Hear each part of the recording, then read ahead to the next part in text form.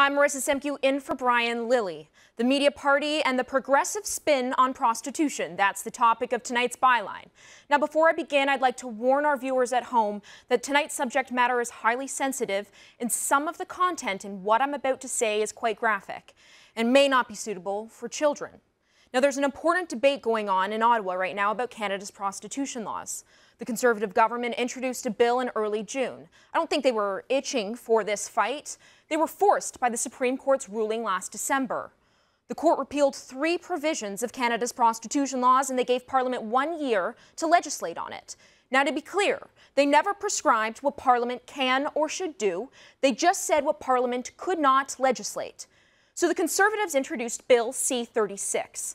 This was a bill influenced by the so-called Nordic model that's been popularized in Norway and Sweden. The law would criminalize, for the first time in Canadian history, the purchase of sex and would target the Johns and pimps who profit from prostitution.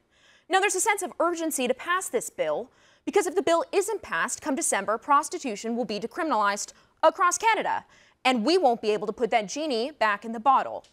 That's why the Justice Committee's devoted over 20 hours of marathon hearings to listening to over 60 witnesses. We've heard from survivors of prostitution, current prostitutes who refer to themselves as sex workers, community workers, European experts, chiefs of police. The list goes on. There are aspects of this bill, of course, worth debating. And if you're like my colleague and libertarian friend Anthony Furey, you say we can't eradicate prostitution, so we should just legalize and regulate. I don't agree, but it's a legitimate position to hold. But for those who don't support legalization and also don't support the government's bill, well, now's the time to propose amendments. But have you heard any? Both the NDPs and Liberals, and also what we here refer to as the media party, have been highly critical of the bill and yet reluctant to propose any substantive policy alternatives. Rather, they've latched on to certain distractions to avoid them from having to say what it is they actually stand for. What do I mean by that? Well, the first is just send it to the Supreme Court. In effect, let the unelected judges proofread our democratically elected legislators' work before it's voted on.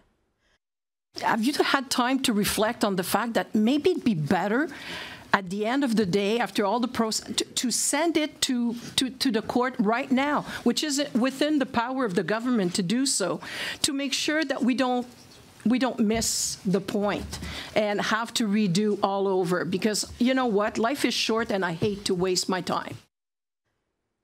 That was François Boivin, the NDP's justice critic. She asked Minister MacKay repeatedly to send the bill back to the Supreme Court. What is it that she disagrees with, and how would she amend it?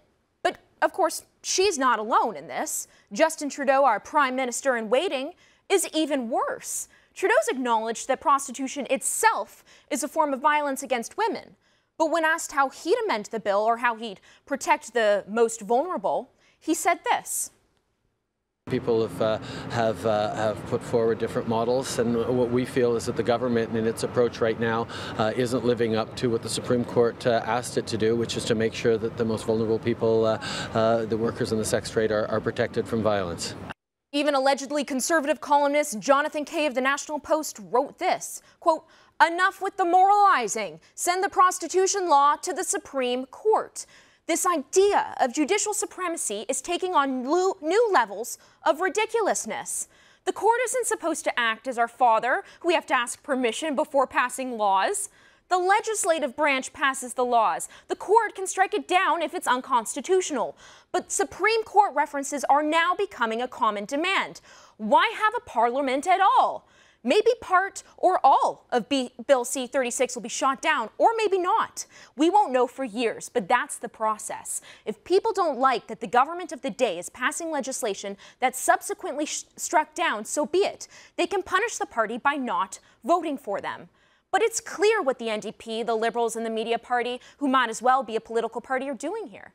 They're chirping from the sidelines without actually coming out and saying whether or not they support the buying and selling of women as chattel.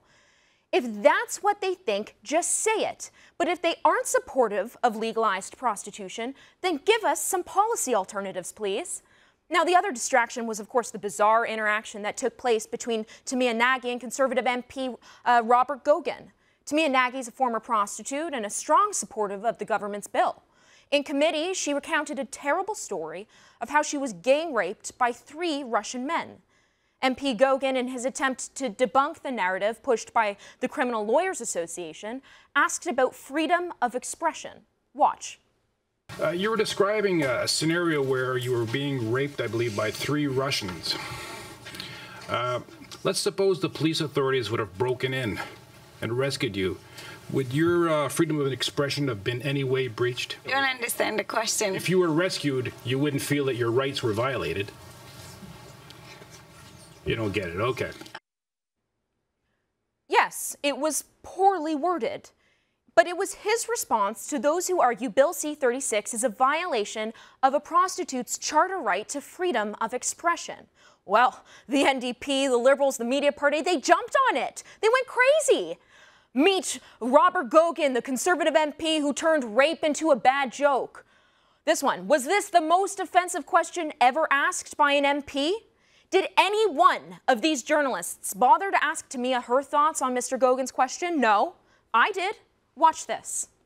I think it is probably a distraction. It's a very nice and juicy headline for some media outlets, absolutely, which is very sad because, again, when I go back and watch the news on different TV outlets, I honestly don't feel like that they're actually reporting what happened in the committee meetings for the last 3 days. I feel like that the media, the majority of the media is reporting something completely different and coming up with facts that they don't even exist, and I'm very frustrated, and I'm actually almost feeling like I'm back in a communism where the media was controlled by someone.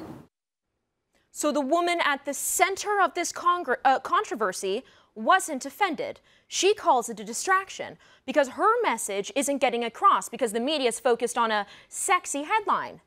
These people actually re-victimized Nagy by telling her how offended she was by using her as a pawn against the legislation she's working so very hard for. How paternalistic is that? And the sad thing is it's working because no one's talking about any of the substance of the bill that, if not passed, will open the door to de facto legalization in Canada. Now, I'll leave you with this. The woman who's become the face of the Supreme Court challenge, Terry Jean Bedford, she's a dominatrix, will say, "This is my choice, and how dare the government criminalize my chosen line of work?" I want to read you part of the court's documents from 2010 that refer back to when Bedford first entered the prostitution industry as a minor. And you tell me if you think this is a profession that that women truly enter out of their own free will. Quote, "At the age of 16, she met an abusive 37-year-old drug dealer and drug addict who became her live-in boyfriend. He introduced her to drugs and she became addicted. Ms. Bedford says that she began prostituting as a, quote, necessary evil to fund her and her boyfriend's addictions. She stated she was raped and gang raped too many times to talk about, beaten on the head with a baseball bat, and tortured physically and psychologically. She added, when a streetwalker goes to meet a John, she never knows what will happen to her." My heart aches for this poor woman, but she's not alone. Many say the average age of entry into this industry is between the years 13 and 14 years of age. And just as Terry Jean Bedford was subject to certain vulnerabilities that conspired to ultimately keep her there, so are the vast majority. This is the industry the NDP, the Liberals, and the media party won't speak out against. But we are, and this is why I support Bill C-36. And that's the byline.